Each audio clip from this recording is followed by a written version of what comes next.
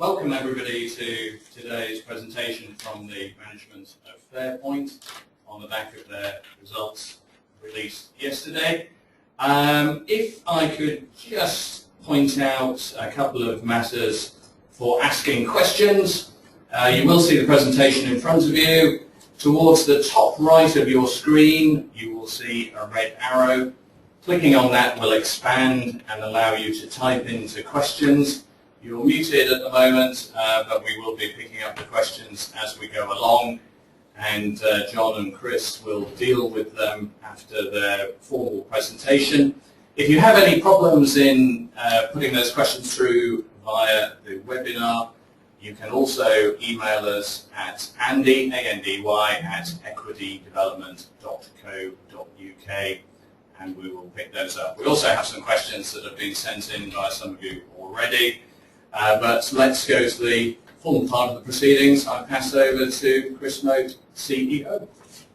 Great, thanks Andy. Okay, I'm going to dive straight into the presentation and take you to the third page of the presentation, which gives the overview of the results for financial year 2013, which show that adjusted PBT was at £8.1 million for the year, up 7% from 2012. And the real driver of that is that we've been on an agenda of diversification, and we're continuing to see momentum on that diversification, with 42% of our total revenues now coming from what we describe as diversified activities. That has increased from 36% in 2012. And our net cash position at the end of the year was £2.8 million, which was up from £1.6 million in the prior period. I'm going to take you through the table now, which shows the key focus areas that we've had in the business and how they interrelate to each other to deliver that result. So the first area that we focused on is cost leadership, and that particularly has been important in our IVA business, where the marketplace has continued to be pretty subdued, but we've managed to maintain margins in a tough marketplace. Our margins came in at 25% of revenue in 2013, against 26% in the last period. The core business, though, does perform relatively strongly in terms of cash generation, and that allows us to pursue the other strands of activity we have. And the first of those is the debt solutions area, and in particular our activity is focused around debt management plan acquisitions.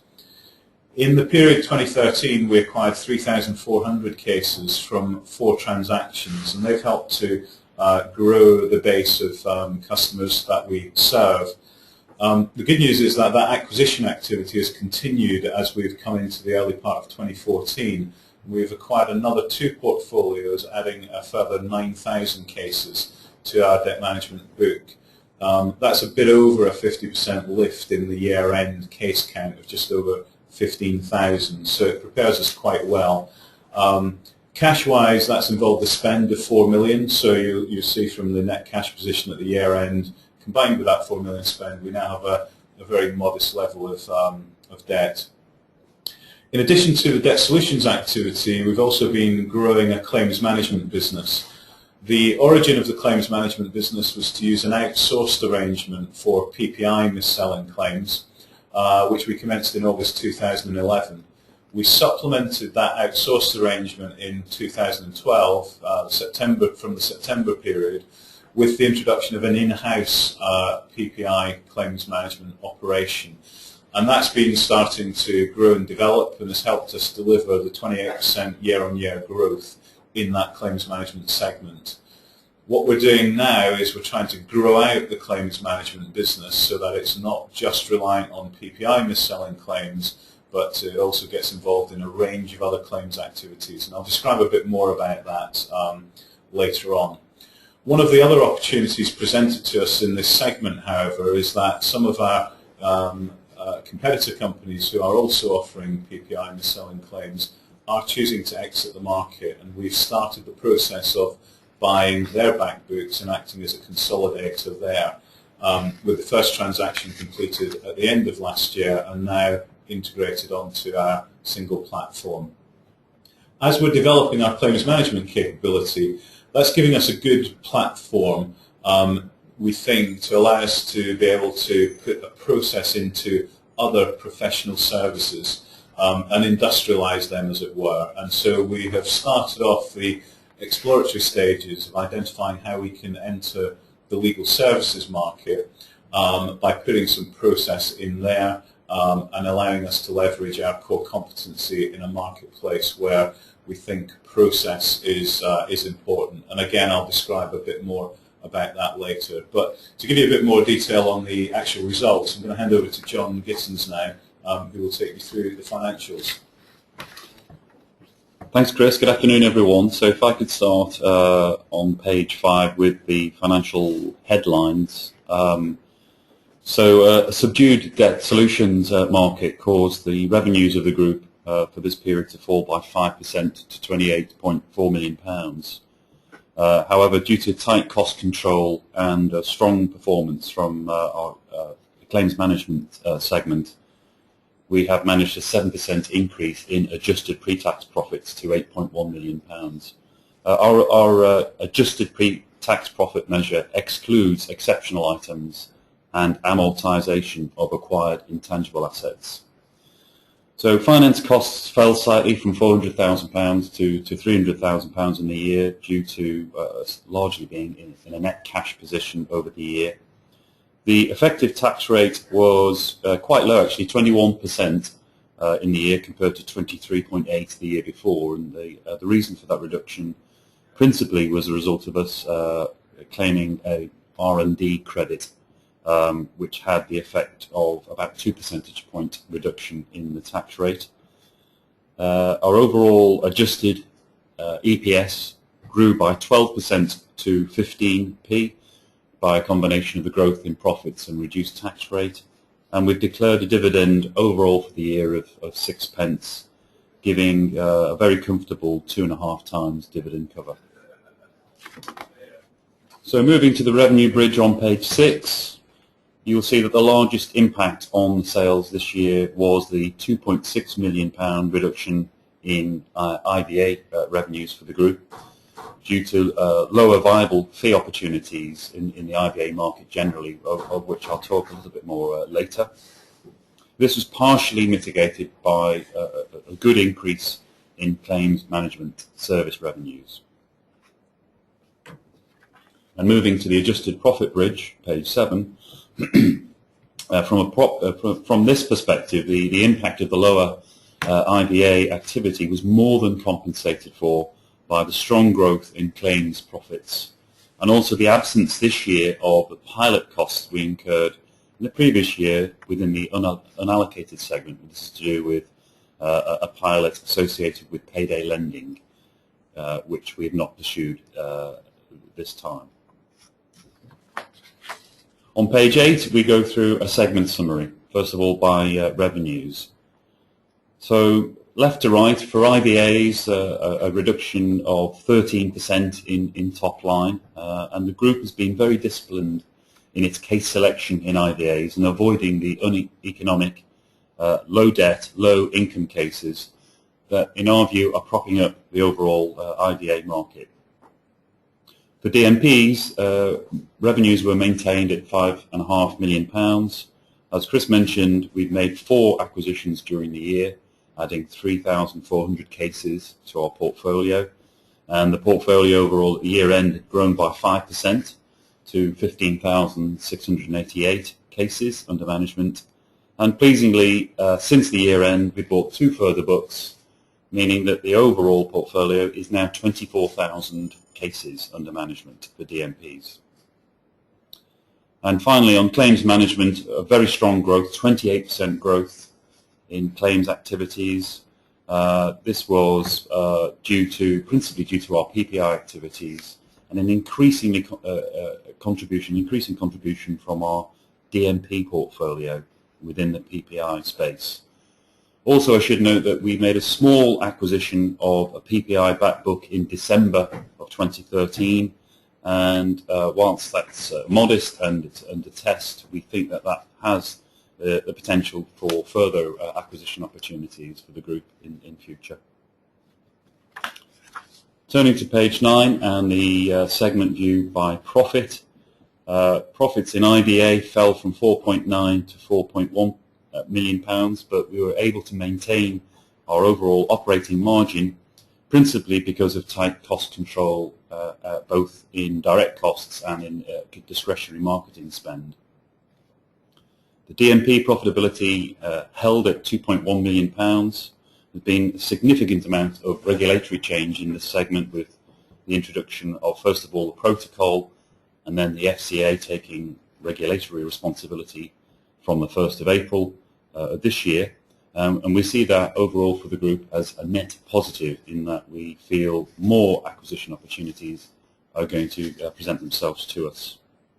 And finally, in claims management, strong growth, 2.3 million of profitability compared to 1.6 million in the previous year, and we have a number of new products and services under development, which Chris will describe later on.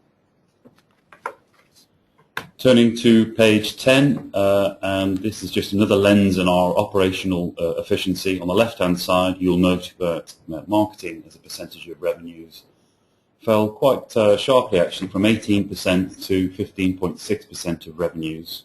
In absolute terms, that was a reduction of around about £1 million in our marketing spend. And this it really is a result of us really focusing our marketing channels on only those channels which actually generate sufficient returns for us. On the right-hand side, other costs as a percent of revenue held at around about 31%. From the balance sheet perspective, on page 11, there's been a small decrease in net working capital, an encouraging increase in our cash balances from 1.9 million to 2.9 million. And overall, we have a very very strong relationship with our bank, an unused lending facility, which bodes really well for future acquisition opportunities for us. On page 12, a summary of our cash flows. From an operating point of view, although operating cash flows fell from 12 million to 6 million, it's important to remember that last year, 2012, included some exceptional revenues to do with a once-off VAT reclaim. And we're very pleased to report a cash conversion rate this year of 108% of operating profits. Our investing activity included 1.9 million of DMP backbook purchases compared to £700,000 in the previous year, and dividends increased from 2 million to 2.4 million in the year. Page 13, just another recap of our cash position. It's a net 2.8 million this year compared to 1.6 million the year before. We have 13 million bank facility, largely unused, with PNC Financial Services, which runs until 2016. And as Chris noted, since the year end, we've spent 4 million on 2 further back books, which means that at this time we're modestly geared. And we do have a number of acquisition opportunities, both DMP and PPI back books, in our pipeline. Finally, from me on page 14, just some guidelines for the current year, for 2014. In our view, the IVA segment is going to continue to remain subdued, and we don't see any real catalyst for change, largely until base rates increase, which we feel will bring higher income consumers into our market space, particularly for the IVA product. DMPs will be a very strong driver of growth given the acquisitions that we've already achieved so far, and claims management will continue to provide an important contribution to the group's results for 2014. Our tax rate is expected to be around 22 to 23% for 2014. The dividend bill will be 1.6 million payable in June of this year, and as we've already noted, we've spent £4 million already this year in acquisition activity. And now, hand back to Chris. Okay, so the final section I'm going to take you through is the activities that we're undertaking to extend our model further, and in particular the strategic themes that rest within the business. And on page 16, I've laid out a schematic which depicts those strategic themes. Those of you who followed the stock will be familiar with each of these areas because it's a strategy that we've been following for a little while. But I think what we're seeing come through in the business now is that there is more of an interrelationship between each strategic theme and the benefits that they're starting to drive out into the business. So the underpinning approach that we're taking is to create a business model which puts a process into professional services. And we've been fine-tuning that as we've pursued our cost leadership agenda, which has, on an ongoing basis, allowed us to lower our costs of operation. With a lower cost of operation, it gives us a great platform to then be able to go out and act as a consolidator in our core markets. And we've seen the benefit of that in the debt management books that we've been able to buy and integrate, generally within around about an 8-week time period. And just to give you a bit of a context as to what happens as we buy those back books and integrate them, we're also seeing that we're getting some good economies of scale, which are further giving us a cost leadership benefit. So illustrating that point would be the fact that we've acquired 9,000 cases in the first month of this year. That's added more than half to our overall caseload. But in terms of staff numbers to serve that business, we're actually adding between 10 and 15 people from a base of about 90. So you can see that the cost leadership discipline and then the growth through consolidation are reinforcing each other. So our objective has been to take that skill and that competency around process and apply it to different areas, and we took the first steps of that in September 2012 with the introduction of PPI claims on debt management. And now we're able to take our first steps from there to acquire PPI back books, and we expect that there'll be a continuing opportunity in that field. Notwithstanding the objective of growing that PPI business, we're also pursuing other claims types, and I'll describe those in a couple of slides' time. And that gives us a segue into being able to look at the broader context of legal services and other products that we can put a process in place on. So I'm going to turn to the next page and just start to describe each of those strategic themes in turn and the foundation behind them. So cost leadership is probably best illustrated by giving you a bit of a schematic of our operating model and describing why it sits the way it sits. So the green boxes are areas which we've focused on to build an in-house capability because we feel there is a competitive advantage in these areas. So the brands that we use as a route to market are generally promoted on the web. They include websites and other properties in order to attract leads into the business. And on an ongoing basis, we're keeping an eye on how customers like to be served, the journey and the steps that they like to go through to work with us. And it's important that we adapt that model on an ongoing basis, and therefore to have that flexibility, we keep the work that we need to do on those things in-house. When we then attract an inquiry into the business, we will take the consumer through essentially a fact-find exercise where we're gathering data on their income and expenditure and their assets and liabilities, and then plugging that data into a proprietary decision engine. And the rules of that decision engine will then lead us to provide a recommendation on the product solutions that are most appropriate for that consumer. The algorithms contained in that decision engine we regard as proprietary and adding some intellectual property into the business. So those green areas we run and manage on our own. However, when it comes to actually managing a case that's been set up, what we need to focus on then is having an industrial strength administration system. And there's very little in the way of competitive advantage to be gained by doing that activity in-house, and so we use third-party platforms to give us that industrial strength and allow the processing to work at scale on an ongoing basis. So we have a platform called DebtFlow, which we utilize for our debt management and our IVA cases. We have a platform called ProClaim, which essentially is a legal services platform currently deployed on our claims activity. And then we use things like dialers and a management information tool called ClickView, all of which are provided by third parties, and we have the benefit of user upgrades and releases and using current technology on an ongoing basis.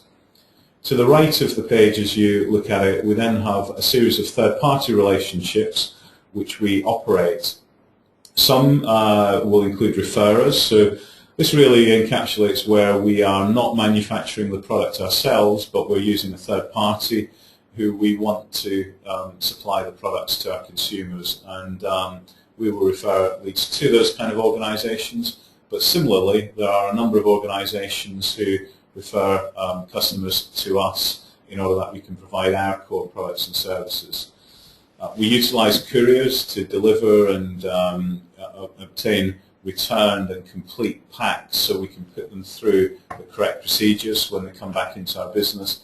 And obviously we manage third-party relationships with banks who manage our receipts and payments and client accounts and so forth.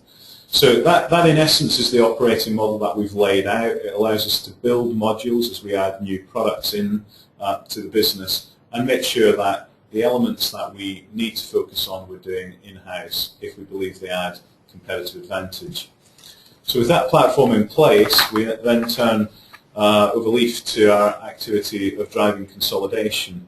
And we've described the fact that consolidation in the debt management area is something that we've been undertaking for a little while now and having good success on. We expect that this will continue through 2014. We've seen some early progress on that with our acquisition of 9,000 cases. But a big driver of continued progress in this area is the fact that there is new regulation coming into the market. The good news is that from our perspective, we've been very close to the development of regulation in the sector.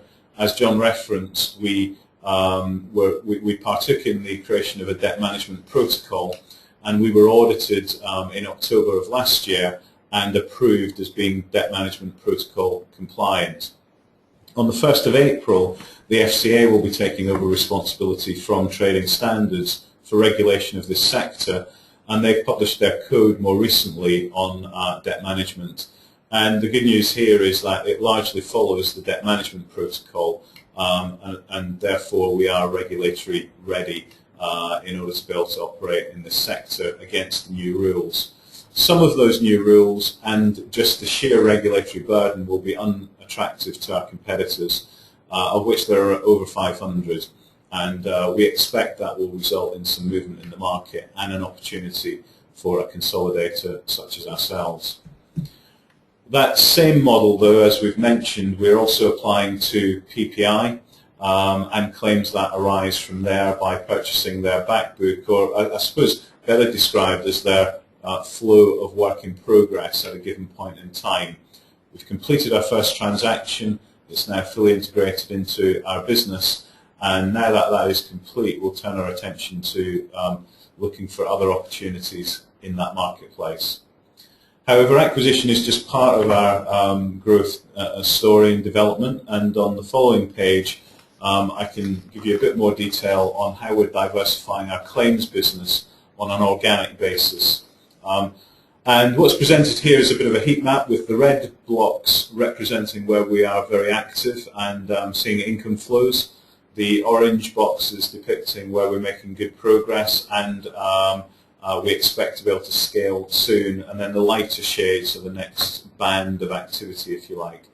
So if I take you through the diagram, reading from left to right at the bottom, when we start activity, we tend to start it with the consumer groups with which we have the most embedded relationship, and so it's no surprise that we would have started offering PPI mis-selling activities to our IVA customer base. We then extended that to our debt management customer base through the course of 2013, and we're now providing PPI mis-selling opportunities to new debt inquiries before we extend into other inquiries we've had into the group which we think might be relevant for PPI mis-selling claims.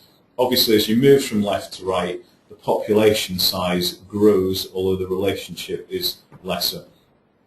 If I move from bottom to top then, along the other axis, we have a range of product opportunities to take to these various audiences. And the first area that we've got some good momentum in is package bank accounts. The reason a mis-selling claim arises with a package bank account is where the consumer is paying for a product or service generally on a monthly basis, which they can't utilise. An illustration would be an individual with pre-existing medical conditions who's paying for travel insurance for which they don't qualify because of their pre-existing conditions. That is giving rise to claims. The FCA have issued guidance on what makes a successful claim and the criteria for such, and we are currently going through a process with our debt management customers of assessing eligibility and making the claims, and the progress we have going on there is positive, and we are finding that claims are being paid out. In due course, we'll extend that offer across our various other audiences. In parallel, we're also working through with mortgage mis-selling claims activity. This is at an earlier stage of development, but is active in the market, and we have a cohort of consumers who are at the final stages in the sequence of activities leading up to making a successful claim. And over the next few weeks, we will understand whether the claim we have made is going to result in an offer from the lenders. If it does, that segment's capable of being very big. However, it doesn't have the benefit of FCA guidance setting out criteria. So what we're reliant on is the strength of our legal arguments, which naturally we've tested with a number of legal firms to assess their strength. We think they're robust, and once we've tested that through and seen whether we get claims payouts, we can then make the decision to roll that through. There are a series of additional activities and opportunities here which we'll continue to pilot, and you will have seen some of these recently through the Competition Commission with add-on products on insurances. Moving over leaf, legal services. In the legal services area, essentially we think there's an opportunity because we can now participate in this market through alternative business structures. It is highly fragmented, and the charging structure for consumers is generally time-based. The time they're buying is expensive solicitors' time, and they're generally receiving a relatively inconsistent service. If you then look at the competencies which Fairpoint have, actually a process-driven methodology allows you to size a job, how much time it's going to take, put some control around service delivery and the cost of that, which helps you move to a bit more certainty on price, and for some product lines it will allow us to actually be able to introduce a fixed price methodology. We think there are a range of products that are quite adjacent to the progress we've made in claims, but also appropriate to our customer franchise. So where we expect we can leverage our data, we'll be looking at things like what are the reasons a consumer gets into debt. So an illustration might be that's down to relationship breakdown, or it might be down to losing their job and being unfairly dismissed, and those things obviously have a requirement for legal services. In short, we think we can apply process to another professional service here and build on the momentum we've generated in IVA, across debt management, across PPI claims, mortgage mis-selling claims, and packaged bank accounts.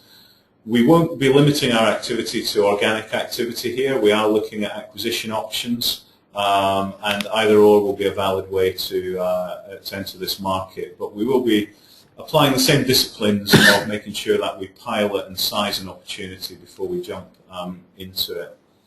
I think page 21 finally just illustrates graphically the essence of the opportunity, which is our current model is a centralized model with a lot of process and rigor around how we operate to serve the UK, whereas if you look at the legal industry, it's generally highly fragmented with a lot of high street solicitors delivering service on an inconsistent manner with very high administrative costs behind it. And we think there's a hybrid in here which can bring some of our disciplines to that segment. So in conclusion, at the centre of our strategy is being able to apply a process into professional services. The cost leadership in our core markets is taking us forward there and allowing us to maintain margins even where the market conditions are hard. That's giving us a platform to broaden through consolidation as our competitors look to exit the market. We're applying the same skills to diversify the business through claims management, and that same platform allows us to explore legal services. So in short, we're confident of delivering another solid progress in the current year and continuing the diversification. strategy. And that ends the presentation and leaves us for questions. Thank you very much, gentlemen. Plenty of questions, so let's go straight in. We have one from Lawrence. In the IVA book purchases, how do you remove the low debt, low income clients? Is this a costly process, and what happens when clients do not want to be discarded? Do you do a pre-filter before buying a book? And then a related point, having spent £4 million so far this year, what is your roughly intended spend and consequent gearing? Okay, let me take the first part of those questions, and then I'll take John for the second part. So the first thing is that the bulk of the acquisitions that we've made, bar one actually out of 15 transactions, have been for debt management books rather than IVA books. And when we buy those books of business, we look to make sure, first of all, that the customer is in the right solution and that we manage them through effectively. We will not take a customer out of a solution if they're already in one, which is relevant for them. And where the consumer is in is making a low contribution to us, essentially the reason that doesn't work on an organic basis is because of the high upfront acquisition costs and onboarding costs. Once they're in the portfolio, it works fine, and therefore for acquired books of business, those customers remain undisturbed, unless we think there's a better solution for them. And for a number of consumers, we do find other ways of helping them make their money go further, which is at the heart really of what we're trying to do with these customer groups. So I'll pass over to John now, who can answer the part on gearing. Okay, so we've spent £4 million so far this year. And we've already said in the presentation that we have a number of other acquisition opportunities underway. So, watchers of Fairpoint shouldn't be surprised if we do further acquisitions during 2014. They're difficult to predict exactly in terms of the size and consideration. But we're modestly geared at the moment. We have a £13 million bank facility. And I think the board would be keen to sensibly invest in the future of the business by acquiring DMP-backed books at really, really good rates of return. We typically target a 20% post-tax return on each of these books. So I think you should expect there to be further investment beyond the £4 million that we've already spent. We'll be sensible. We will borrow at a modest rate. We've got plenty of ammunition on the balance sheet and within our bank facility, but we won't kind of overstretch the balance sheet. Thank you, gentlemen. A question from Ed. Just your perceptions on what's happening in the mortgage market, specifically the rising loan-to-value that lenders are offering, how that might impact your work down the line, and also the impact on interest-only mortgages, how that will affect you, given that about a third of the market are borrowing that way.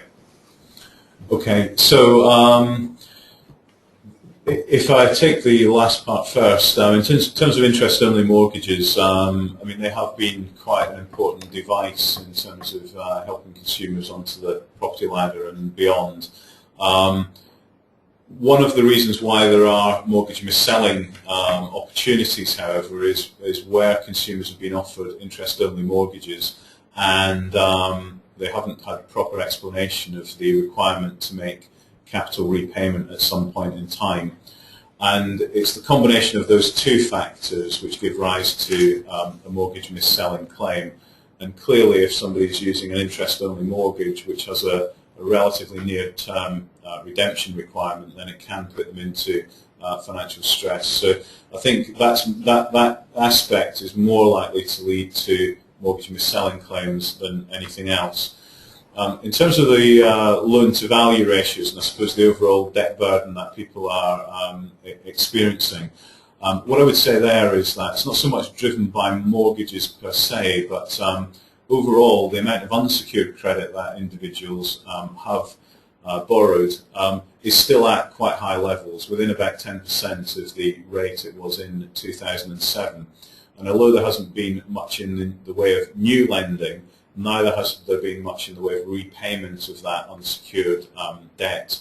and therefore the pool of consumers that will need help if they get into financial difficulty still exists. What's missing from the market is a catalyst in order to put those consumers in financial difficulty, which is normally interest rate movements, which in turn will affect mortgage repayments. And at the time that comes in, we would expect that that would give rise to people requiring our services. But it's difficult to predict when that will happen, and so our focus is on assuming that no movement will happen in the near term, but to be disciplined in our marketing activity, keep our cost base low, and be ready for the change in those circumstances as they arise. Thank you. Question from Xing. You say that you're trying to avoid low-value IVAs. How does that fit in with the FCA directives in terms of treating people fairly and equally? So the objective is to make sure that consumers are treated fairly and equally, and that's about making sure that they have the appropriate debt solution to their credit problems put forward to them. What we're talking about in terms of extent to which we go is that typically we'll move down to about £125 per month as a disposable income before servicing unsecured debt, before we can offer an IVA.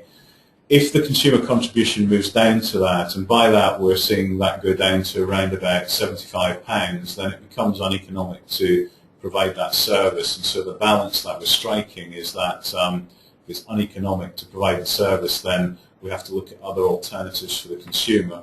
And in that regard, what we'll focus on is whether we can, for example, make claims for them or help them reduce their outgoings.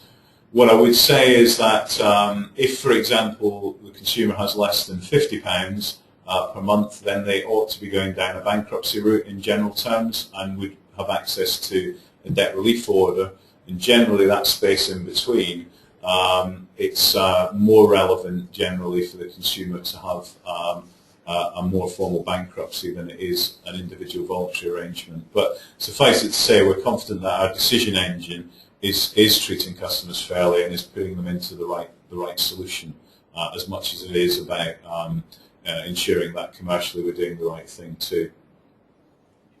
Both Jeff and Paul have questions about the core activities. They recognise the success of diversification, but do you see the picture changing in the fact that banks are no longer lending as recklessly as they have done?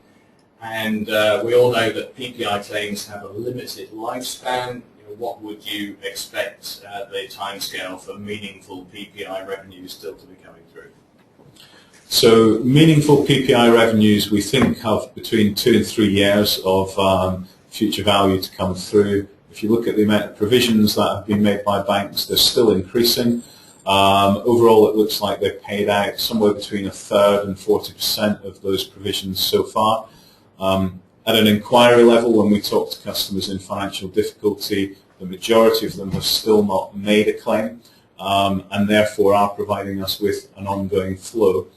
And if you look at the IVA PPI claims that we have in motion, we made those largely between the period of August 2011 and March 2012, and we're still receiving offers and payments from those cases today. So that flow will continue for some time. But clearly, from a business point of view, the important thing to do is to ensure that we add new claims types into that segment in order to provide more longevity to that product line. And as I say, part of that will be further movement into the legal services world, which I think in turn will give more sustainability to that segment. Thank you. Maybe just 2 more questions. Scott would like to know, could you be more specific about what type of legal services you'd like to be moving into? So we are very much in the R&D stage, but the legal services that we're likely to offer are things that will suit a process-driven methodology and have some fit with our customer base. So I mentioned a couple of examples earlier where a consumer comes to us for debt advice. They'll generally tell us why they got into financial difficulty. That will generally involve things like a relationship breakdown, loss of job, which may be a consequence of unfair dismissal, and so on. So we think we've got a base of consumers where we're receiving leads that are suitable for those services already. In addition to that, we have customers who are in financial difficulty, and with that comes along a mindset, if you like, to look at ways that they can earn extra income or generate claims, and so it has a very strong fit with our claims management activity that is also underway. So that's our kind of starting point. That's not to say we won't or might not end up being quite broad-based in terms of our legal services offering, but generally when we start adding on new activities, we start with things that are adjacent and quite similar to those things that will work off our core competency. Thank you. And then perhaps the last question, just in terms of your dividend payout, which is obviously at quite an attractive absolute level, and the question is from Nigel, is surely not a lower level of cover, nearer perhaps 2 times than 2.5 times, more appropriate for a business that has got your track record in recent years? I mean, the dividend policy that we have, we discuss on a periodic basis with the board. We're satisfied that the level of dividend is reflective of the financial performance that we're generating within the business. We think we've got ample headroom in terms of cash facility, operating cash generation and so forth, and satisfied at the levels that it's at. It is something that we review on an ongoing basis, and we will continue to do so. Great. Well, thank you all very much in the audience for attending and asking interesting questions. Thank you, gentlemen, for your presentation. If any further questions do arise, of course, there is a body of research from Equity Development going back many years on the company, including a recent note on the results yesterday. And do email us, please, with any further questions that you might have, and we will pass them on to the management. So may I wish everybody a very pleasant weekend.